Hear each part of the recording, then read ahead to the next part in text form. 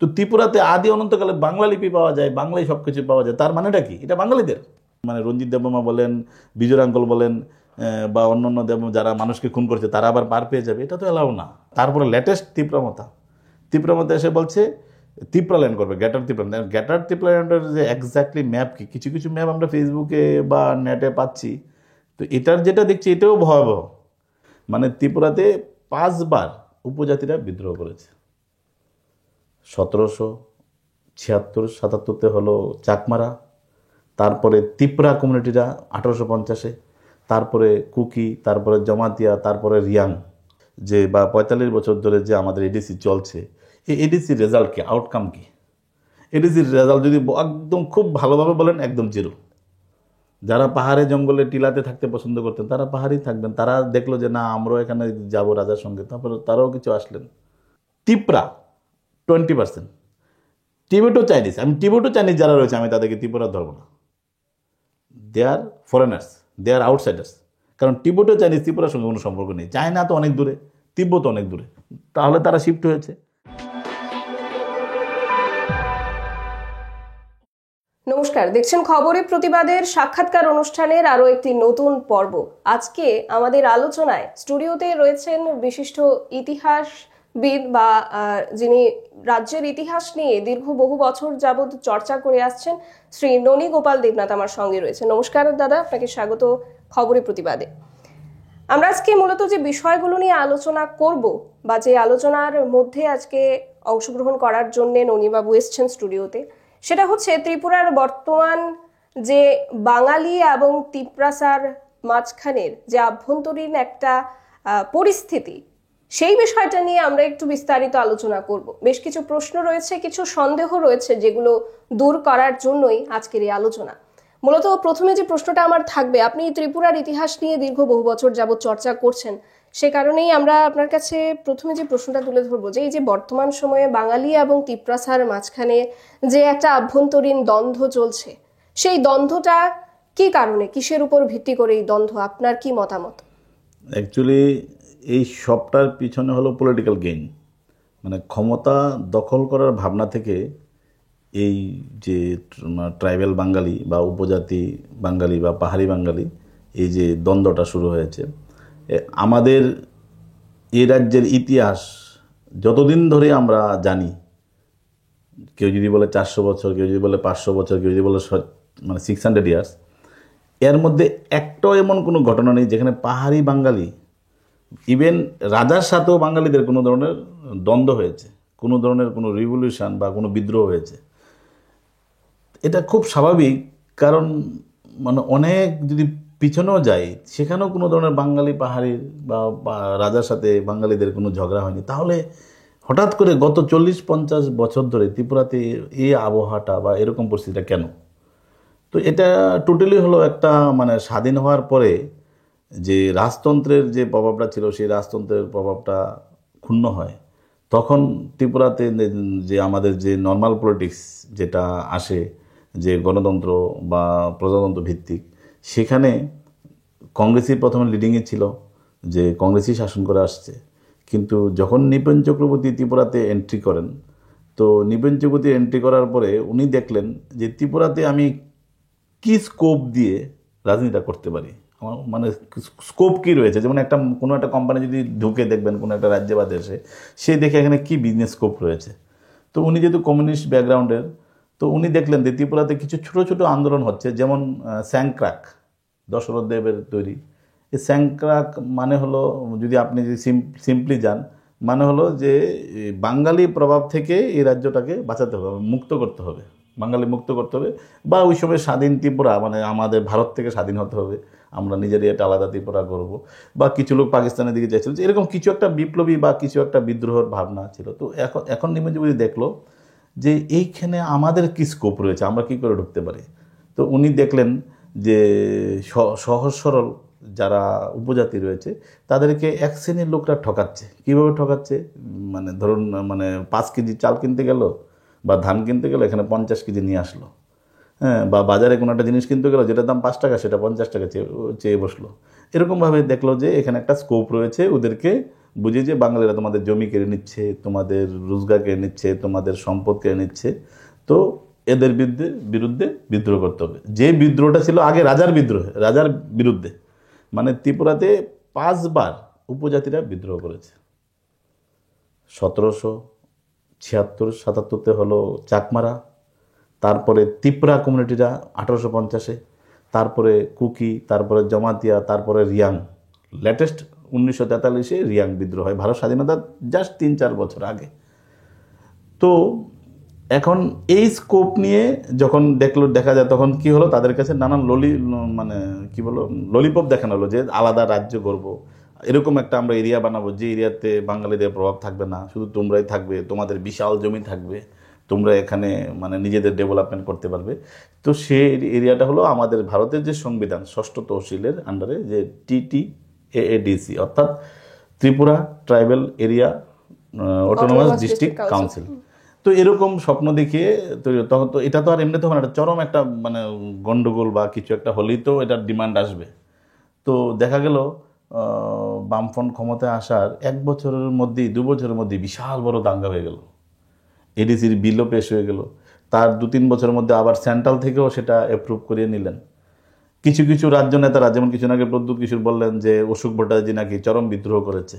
আসলে ওনারা কিছু লোক তো বুঝতে পেরেছিলেন ওই সময়ে যে আমরা বাঙালির যে একজন নেত্রী ছিলেন রত্না প্রভা দাস বলে, উনি একমাত্র এই যে 60 জন যে ত্রিপুরাতে যিনি MLA, এই 60 জন MLA-র মধ্যে একজন MLA মাত্র ওই সময় তৎকালীন সময়ে 1982 রত্নপ্রভা দাস একজন MLA মাত্র এই এডিসির বিরোধিতা করেছেন, আর বাকি সবাই পক্ষ নিয়েছেন। এখন কথা হলো, এই যে 50-60 বছর ধরে যে বা 45 বছর ধরে যে আমাদের এডিসি চলছে, এই এডিসির রেজাল্ট কি, আউটকাম কি?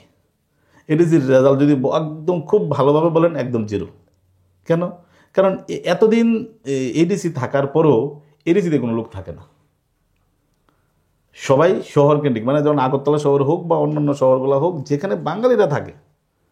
যে বাঙালির বিরুদ্ধে এত বড় মানে মানে ঘৃণার রাজনীতি করা হলো, সেই বাংলা ভাষাও সবাই শিখছে, বাংলাতেও সবাই লিখছে, বাংলাতে সবাই পড়ছে, বাঙালিদের সঙ্গে উঠাভরা করছে, বাঙালির সঙ্গেই বসবাস করছে, একই রাজ্যে আমরা থাকি, কিন্তু একটা ভিতরে একটা বাঙালি বিদ্বেষী মেন্টালিটি। তো এই মেন্টালিটিটা যদি মানে ধরুন এটা এটা এটা লেংদি করছে, ধরুন এই যে এত বড় দাঙ্গা হাঙ্গামা হওয়ার পরে এই যে 4 লক্ষ বাঙালি ঘর ছাড়া হয়েছে, তাদের মাটি ছাড়া হয়েছে, ওনাদের রুটি রোজগার ছাড়া হয়েছে, অনেক লোক খুন হয়েছে, এগুলোর কোনো শক্ত ডিফেন্ডেন্ট বা তার কোনো প্রতিবাদে কিছু হয়নি। তো এখন এটা একটা স্কোপ পেয়ে গেল, দেখলো যে এত কিছু করার পরও যারা যারা তৎকালীন সময় যারা উগ্রপন্থার মানে নেতৃত্ব দিয়েছেন বা এই যে দাঙ্গার নেতৃত্ব দিয়েছেন, দেখা গেল যে এত কিছু করার পরেও যে মানুষগুলা পার পেয়ে গেল, তখন ভাবছে যে এরকম কাজ যদি এখনও করি তাহলে তো পার পেয়ে যাব। তো এখন ডিমান্ডটা আবার এক একটা কিছু 3-4 বছর এক একটা দল এসে খায়, আবার নতুন একটা গ্রুপ তৈরি হয়, আবার আরেকটা দল আসে। তো দেখলো যে এটা করেই যখন পেট চলছে, তাহলে এটাই হোক আমাদের রাজনীতি। এখন কেউ চেয়েছিল স্বাধীন ত্রিপুরা, কেউ চেয়েছে TTADC, কেউ চেয়েছে মানে স্টেটহুড, মানে স্টেটহুড আলাদা রাজ্য। এখন আমরা বাঙালি যারা রয়েছে, আমাদের কাছে কনসেপ্টটা ক্লিয়ার না যে আমাদের কতটুকু জমি যাবে, কতটুকু জমি থাকবে, আমরা নিজের রাজ্যে আমাদের নিজস্ব রাস্তা থাকবে কি না, না অন্য রাজ্যের উপর দিয়ে যেতে হবে, না এখানে আবার কি জানি বলে এটাকে, ওই যে গেট যে থাকে যে এডিসি এরিয়াতে ইনার লাইন পারমিট, এরকম কোনো ইস্যু থাকবে কি না। তো দেখলো যে এই দাবিগুলো করে তো আমরা রাজনীতিতে টিকে থাকতে পারছি। এই জন্য তারপরে লেটেস্ট ত্রিপুরামতা এসে বলছে ত্রিপুরা ল্যান্ড করবে, গ্রেটার ত্রিপুরা ল্যান্ডের যে এক্স্যাক্টলি ম্যাপ কি, কিছু কিছু ম্যাপ আমরা ফেসবুকে বা নেটে পাচ্ছি। তো এটার যেটা দেখছি এটাও ভয়াবহ, কারণ 70% উপরে ল্যান্ড, আবার গ্রেটার ত্রিপুরা ল্যান্ড মানে কি, তার মানে কিছু আরও ভিতরে রয়েছে যেটা ওরা প্রকাশ করতে চাইছে না, প্রকাশ করলে ভাবে এটা ধূপে টিকবে না, বাঙালিরা সজাগ হয়ে যাবে, বাঙালিরা জেগে যাবে, বাঙালিরা বিদ্রোহ করে বসবে। তো এটাকে হাইট রাখছে আবার ত্রিপুরা অ্যাকর্ডের নামে যেটা চলছে, এটাও হাইট, মানে সবটা আপনি ক্লিয়ার না, জনগণ জানে না। হ্যাঁ, তো দেশটা গণতন্ত্র, দেশটা প্রজাতান্ত্রিক, এখানে জনগণ জানে না। তো সত্যি মানে এই রাজনীতিটা করে দেখছে চলছে, কিন্তু দুর্ভাগ্য অন্যান্য যে পলিটিক্সগুলো রয়েছে, যেমন আমাদের কংগ্রেস পার্টি বলেন, কমিউনিস্ট পার্টি বলেন বা বিজেপি পার্টি বলেন বা অন্যান্য যে তৃণমূল বলেন, সব পার্টিগুলোর কিন্তু ম্যাক্সিমাম নেতৃত্ব বাঙালি, but they are totally innocent, they are totally ignoring about the real facts, যে which is going on for our next generation, মানে কি হতে চলছে পরবর্তী প্রজন্মের জন্য, এ ব্যাপারে তারা উদাসীন।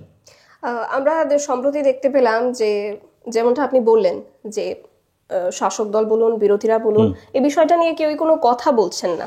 আর সবচেয়ে উল্লেখযোগ্য বিষয় যেটা, যে তিপ্রা মথা, যেখানে শাসক বিজেপির সাথে শরিক রয়েছে এই মুহূর্তে, সেই তিপ্রা মথা দলের সুপ্রিমো প্রদ্যুৎ কিশোর বা প্রদ্যুৎ বিক্রম মাণিক্য উনি প্রকাশ্যে দাবি করছেন দিল্লিতে, আপনিও দেখছেন নিশ্চয়ই বিষয়টা, যে আগরতলা উনি এইরকম একটা উক্তি করেছেন। এবং তার পরপরই রাজ্যের বিভিন্ন জায়গা থেকে, সম্প্রতি গন্ডাছড়া থেকে একজন ব্যক্তি একটা ভিডিও করেছেন যেখানে উনি উল্লেখ করছেন গন্ডাছড়ার মালিক উনি। তারপর আমরা বিশ্রামগঞ্জ থেকে আরো একজনকে সে ধরনেরই মন্তব্য করতে দেখলাম। তো এই যে বিষয়গুলো হচ্ছে, এই বিষয়গুলো ত্রিপুরার শান্তি সম্প্রীতিতে কতটা প্রভাব ফেলতে পারে, কিংবা এই ক্ষেত্রে শাসক দলের কোনো রকম ভূমিকা নেই, কেউ কোনো উক্তি করছেন না, আমাদের সাধারণ বাঙালিরা যারা রয়েছেন ত্রিপুরার মধ্যে 70% বাঙালি, তাদের উপরেই বা কীরকম প্রভাব পড়তে পারে, কি মনে করছেন?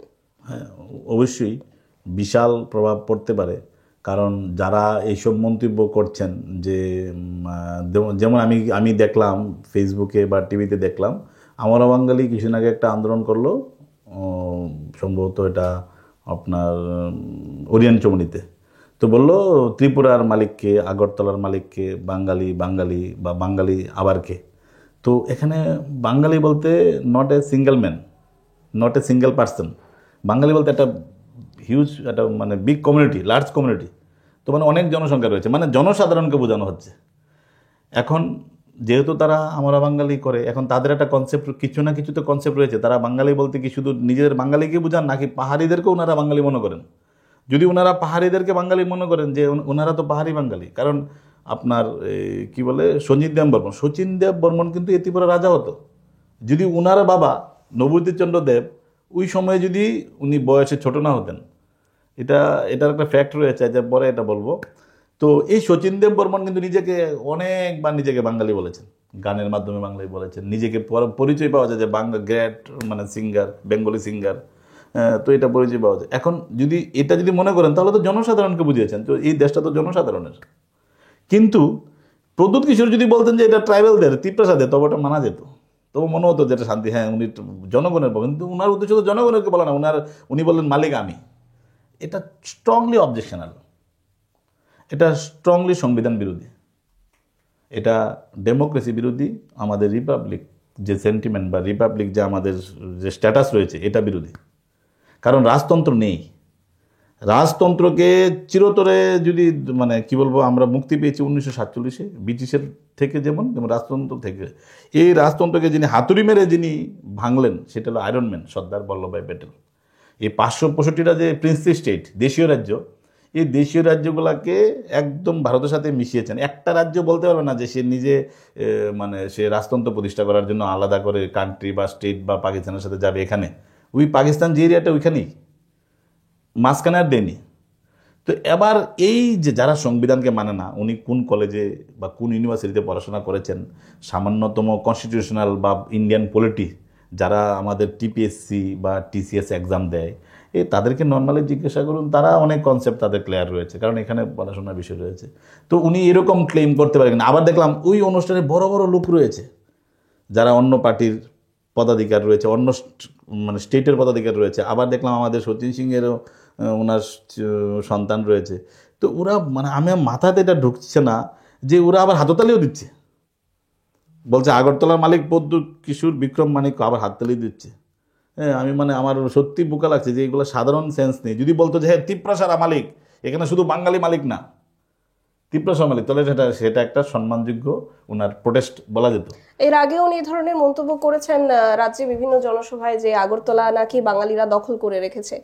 এই ধরনের বিতর্কিত মন্তব্য একাধিকবার করেছেন উনি। এগুলো মানে অতি হাস্যকর। কেন বলছি, আপনি 1930-এর জনগণনা রিপোর্ট নিন, ভোটার লিস্ট নিন, 1946-এর ভোটার লিস্ট নিন, যে এখানে যে নানান যে আমাদের যে পৌর পরিষদের বা পৌর নিগমের মানে ভোট হয়েছে, এগুলো আপনি রিপোর্টটা নিন। আমাদের যে আগরতলা আপনার এই অফিসই পাবেন, আপনার আরটিআই করে এটাকে নিন না, অফিস বলুন না অ্যাপ্লাই করতে। ওইখানে দেখুন না কতজন মানে বাঙালি রয়েছে আর কতজন মানে উপজাতি রয়েছে। তো এগুলা অতি মানে হাস্যকর যে বাঙালিরা দখল করে রয়েছে। এই আসলে রাজারা তো অ্যাকচুয়ালি যে ত্রিপুরা যারা রাজা ছিল ওনারা তো মানে আগরতলা শিফট হয়ে এসছেন এখানে। মানে আগে ছিল যদি ধরুন উদয়পুর ছিল, উদয়পুরের পরে ওনারা পুরানো আগরতলা বা নতুন আগরতলা। তো এখানে যারা আগের থেকেই যারা রয়েছেন তো তারা তো এখানেই থাকবেন। যারা পাহাড়ে জঙ্গলে টিলাতে থাকতে পছন্দ করতেন তারা পাহাড়েই থাকবেন। তারা দেখলো যে না আমরাও এখানে যাব রাজার সঙ্গে, তারপরে তারাও কিছু আসলেন।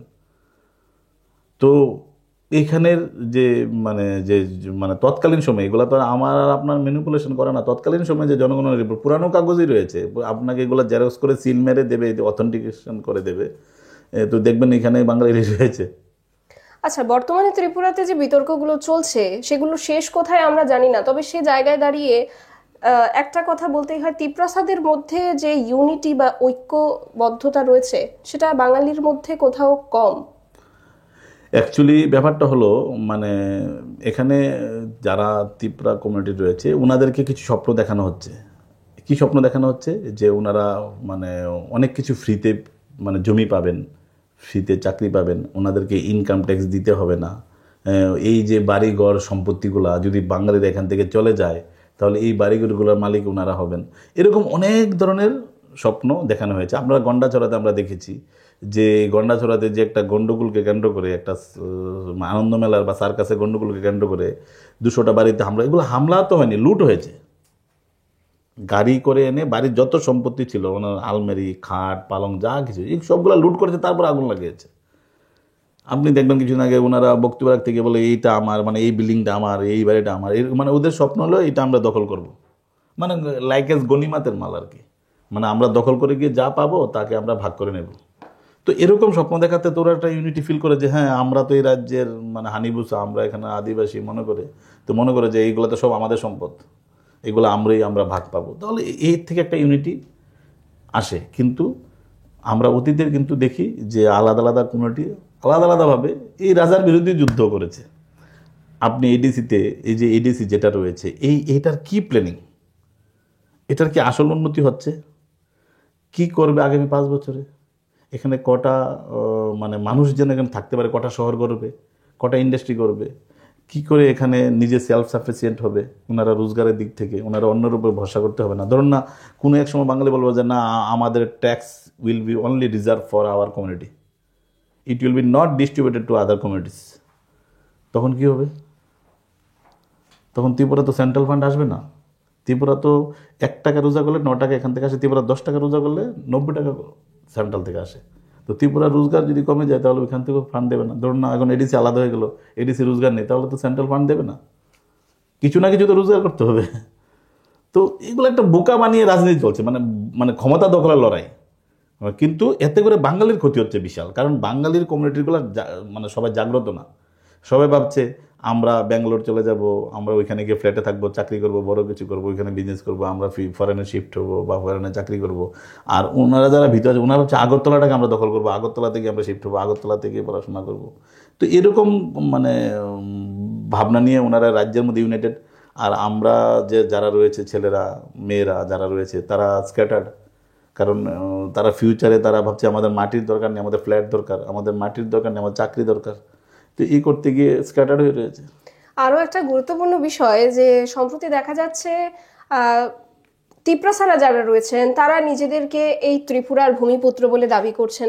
সে জায়গায় দাঁড়িয়ে আমরা বাঙালি দাবি করছে যে বাঙালিরা এখানকার ভূমিপুত্র। এই যে ভূমিপুত্র ইস্যুটা, বাস্তবিক অর্থে কারা এখানকার ভূমিপুত্র? এখানে আরো একটা বিতর্কের বিষয় রয়েছে যে ত্রিপুরার যে আয়তন সেটা বর্তমানে যে ত্রিপুরা সেটা নয়, এছাড়াও বাংলাদেশের বেশ কিছু জায়গা নিয়ে ত্রিপুরা বৃহত্তর ত্রিপুরা যেটা ছিল। তো এই যে ভূমিপুত্র ইস্যুটা সেটা নিয়ে কি বলবেন যদি প্রশ্ন ওঠে যে বাস্তবে ত্রিপুরার ভূমিপুত্র কারা? দেখুন 500 বছরের ইতিহাস দিয়ে মানে একটা রাজ্যের বা একটা দেশের বা একটা জাতির ইতিহাস রচনা হয় না। যদি সঠিক ইতিহাস রচনা করতে হয় তাকে হাজারো বছর পিছনে যেতে লাগবে।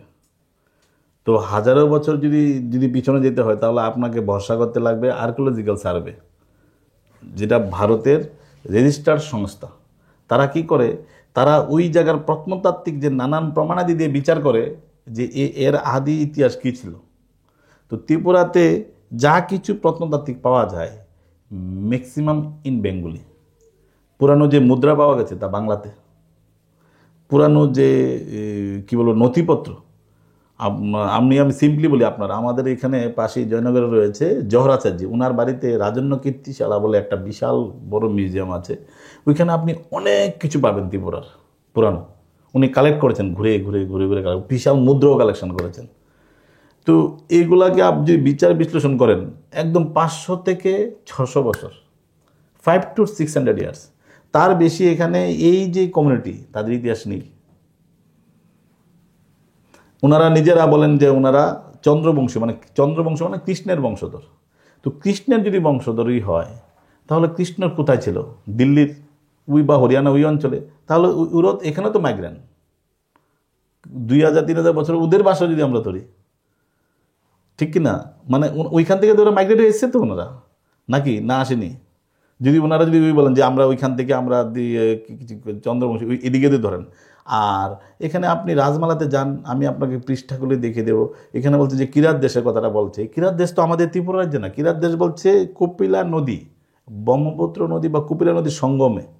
তো ব্রহ্মপুত্র কি কোনোদিন কোনো আদি অনন্ত কোনো ইতিহাসে আছে যেটা ত্রিপুরার মধ্যে দিয়ে বয়ে গেছে? এখন এটা শিফট হয়ে আসামে চলে গেছে। নদী তো তার বাঁক চেঞ্জ করে, তার গতিপথ চেঞ্জ করে। কোনোদিন ব্রহ্মপুত্র নদী ত্রিপুরার উপর দিয়ে গেছে? আচ্ছা, এবার ওইখানেই বলা আছে, এই রাজমালাতেই বলা আছে যেটা ভুটান নেপালের অন্তর্গত তারা। তাহলে এখানেই তো প্রমাণ আছে, সব কিছু ডকুমেন্টে রয়েছে। এই যে ত্রিপুরা একদম ঐতিহাসিকভাবে তা বঙ্গদেশের অঙ্গভূমি। যত বড় বড় ইতিহাসবিদ রয়েছে তাদের কথাই দেখুন, এখানে ডকুমেন্ট দেখুন। যেমন আপনি গুজরাটে গেলে গুজরাটি লিপি পাবেন, তামিলে গেলে তামিল লিপি পাবেন। তো ত্রিপুরাতে আদি অনন্তকালে বাংলা লিপি পাওয়া যায়, বাংলায় সব কিছু পাওয়া যায়। তার মানেটা কি? এটা বাঙালিদের। এখন এখন বাঙালিদের বললে এখন তারা কি যাবে? তারা কি আবার বার্মায় ফিরে যাবে নাকি? না, ডেফিনেটলি আমরা মিলেমিশে থাকবো, মিলেমিশে চলবো। কিন্তু এই যে পলিটিক্স যে ঠকিয়ে যে অ্যাকচুয়ালি এক জাতিভিত্তিক যে পলিটিক্স, কাস্টিজম যে পলিটিক্স, এটাকে একদম চিরকালে বন্ধ করতে লাগবে। তবেই সুখ শান্তি আসবে।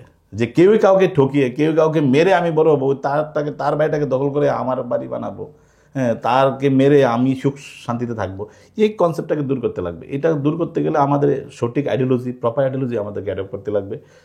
এরকম নোংরা পলিটিক্সকে বন্ধ করতে লাগবে। যেখানে যেখানে স্কোপ রয়েছে এক্সপ্লোটেশনের, শোষণের, সেই সবগুলোকে বন্ধ করতে লাগবে।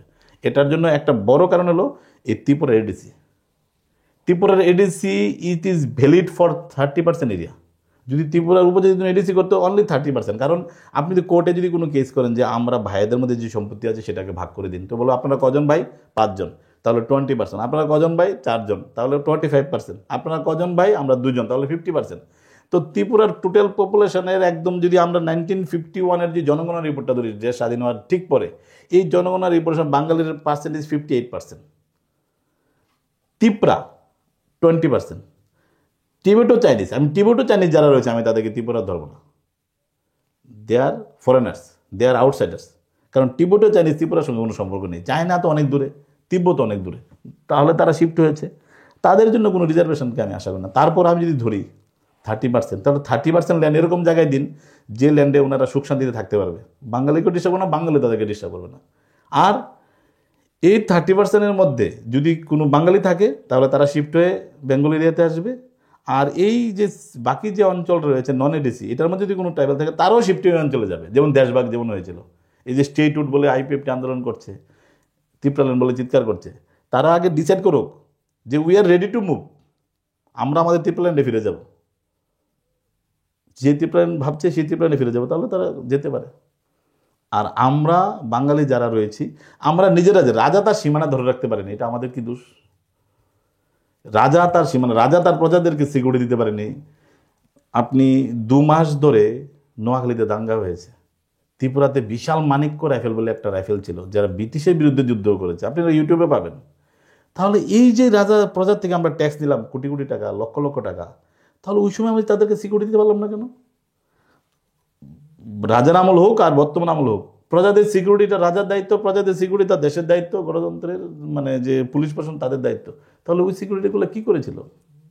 দেশ ভাগ হয়ে আমাদের বিশাল অংশের জায়গা, ত্রিপুরার জায়গা চলে গেল পাকিস্তানের কাছে আমাদের এত বড় রাজবাহিনী কি করেছে, রাজার মন্ত্রী পরিষদ কি করেছে, রাজার পরিবার কি করেছে। তো সবগুলোর মধ্যে অনেক প্রস্তুতি, এগুলোর সম্বন্ধে সবাইকে জানতে লাগবে, শুধু বাঙালিদের না, যারা উপর তাদেরকেও জানতে লাগবে যে এই ভুল পলিটিক্সে আমরা হারছি। তার পরিণতি কিন্তু উল্টো হবে। যা সঠিক, আমাদের পার্মানেন্ট সলিউশন দরকার, উপজাতি হোক আর বাঙালি হোক। আমাদের পরবর্তী প্রজন্মের জন্য একদিনের জন্য কষ্ট না পায়, তারা যেন একদিনের জন্য আনসিকিউর ফিল না করে। আমরা এরকম একটি ত্রিপুরা করতে চাই। সবাই যদি একসাথে থাকতে চাই, ওয়েলকাম। আর সবাই যদি মনে করে যে না আমরা আলাদা থাকতে চাই, কারণ এরকম করে 80 সনে দাঙ্গা হবে, আবার 95 থেকে শুরু করে আর 80 থেকে শুরু করে আবার এই যে মানে রঞ্জিত দেববর্মা বলেন, বিজয় আঙ্কল বলেন, বা অন্যান্য যারা মানুষকে খুন করছে তারা আবার পার পেয়ে যাবে, এটা তো এলাও না। এটা এলাও করা যায় না। এখন আগে তো মিডিয়া ছিল না, মানুষ জানতো না, খবর পৌঁছতো না। এখন তো সোশ্যাল মিডিয়া উইদিন সেকেন্ডে পৌঁছে যাচ্ছে খবর। এটা পার্মানেন্ট সলিউশন হতে হবে, উইথ মানে ফুল security and full future guarantee. একেবারেই। আর আমরা আলোচনার একেবারে শেষ পর্যায়ে চলে এসেছি। আজকের আলোচনার যেমনটা আমরা প্রথমেই বলেছি যে বহু প্রশ্ন রয়েছে, অনেক কিছু সন্দেহ রয়েছে উভয় দিক থেকেই। বাঙালিরা, আমরা বলবো যে বাঙালিরা হয়তো এখনো সচেতন নয়। তিপ্রাসাদের মধ্যে যে কোনো কারণে তাদের মধ্যে যে তথ্যগুলো তাদের মাঝে ফিট করা হচ্ছে, বা তারা যেগুলোর উপর, যে ভিত্তিগুলোর উপর দাঁড়িয়ে দিনের পর দিন বাঙালিকে, ত্রিপুরার বাঙালিদেরকে বাংলাদেশি বলে আখ্যা দিচ্ছে, বাংলাদেশে ফিরে যাও বলছে, সে জায়গা থেকে একটা বিদ্বেষমূলক বার্তা ছড়াচ্ছে। এবং একই জায়গা থেকে বাঙালিদের মধ্যে থেকেও কিছু কিছু সংগঠন বিভিন্ন সময় এ ধরনের মন্তব্যের মধ্যে দিয়ে কিন্তু সেই বিদ্বেষটাকে আরো একটু বেশি জাগরুক করে তুলছে, যেটা কোনোভাবেই কাম্য নয়। ত্রিপুরার যারা রয়েছে, বাঙালি, অবাঙালি, তিপ্রাসা সকলেই মিলেমিশে থাকাটাই প্রত্যাশিত। সেই জায়গায় দাঁড়িয়ে আপনাদের আরো যদি কোনো কিছু বলার থাকে কিংবা মন্তব্য বা প্রশ্ন থাকে, সেটা কমেন্টে লিখে জানাবেন। আজকে আমরা আলোচনা এখানেই শেষ করবো, এবং আরো একবার আপনাকে অবশ্যই স্টুডিওতে ডাকবো এই ধরনের গুরুত্বপূর্ণ আলোচনায় অংশ নেওয়ার জন্য। আজকের আলোচনা তবে এখানেই শেষ করছি। সবাই ভালো থাকুন, চোখ রাখুন খবরের প্রতিবাদে। নমস্কার।